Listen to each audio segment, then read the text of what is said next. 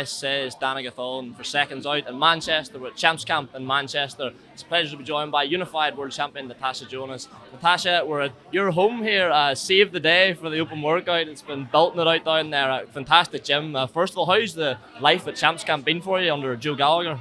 Yeah, it was just a simple switch from Cairns to here.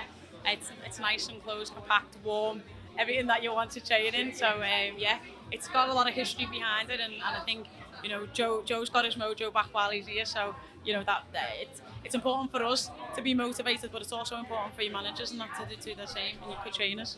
100%.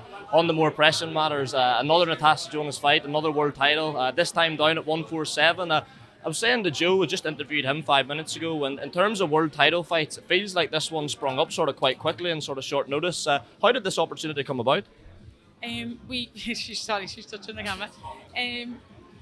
It was just a case of looking at what was available and looking at the rankings. We never intended on staying at 154. It was just that opportunities kept on presenting themselves there. So the idea was always to come back down. Didn't want to make the jump too drastic, so we've come down stage by stage, and we'll do 147 and then keep going down. But yeah, I think McCaskill Habazan fell through. McCaskill had vacated. Habazan went up to fight Terry. So that was the 1 and 2. I think there was a Turkish lady, I can't recall her name at the top of my head. She was number 3, but her last few fights have been up 152 and heavier weight.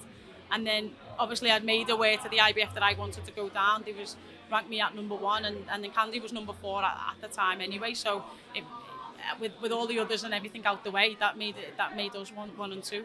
As you say there, Kandi Wyatt, the woman in the opposite corner, she's coming off 3 losses in her last 4. On paper, you'd be a big favourite, but I suppose, as I was saying to Joe again, you've not achieved what you have by overlooking opponents. Yeah, no, I was a big favourite against Oberhoff, and I lost that fight, so you can't take anything for granted. I prepare for the best version of her, and I put myself in the best preparations for me, and I don't even look. People say what's going to come next, and you have one eye out.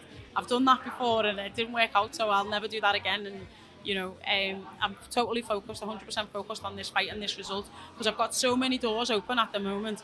But with boxing, one loss and all them doors close very quickly. So, and I've been in that position before, so I've got to keep all the doors open. I've got to go out and perform on Saturday night, and that's what I intend to do.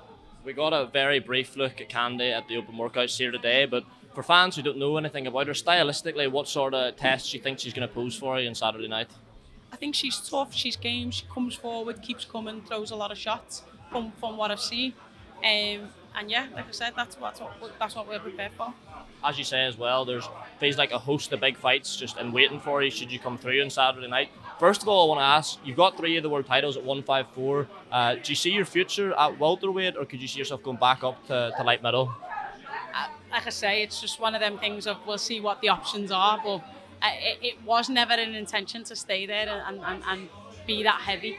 So it was just an opportunity that presented itself. So I can see me campaigning at this weight and lower. If a big opportunity that I think's worth me while to go up presents itself, maybe I'll go back up. Speaking of big opportunities, there were talks for a fight with Claressa Shields towards the start of this year. Johnny Nelson's after telling me she's going to be there on Saturday night. That's surely a fight you would still jump at. Oh yeah, that's something I would definitely jump back up for. But it's got to be right for everybody. Natasha, thanks for giving us so much of your time. I know you've done about 100 of these, so all the best for Saturday. No, nice one, thank you. Cheers. Nice.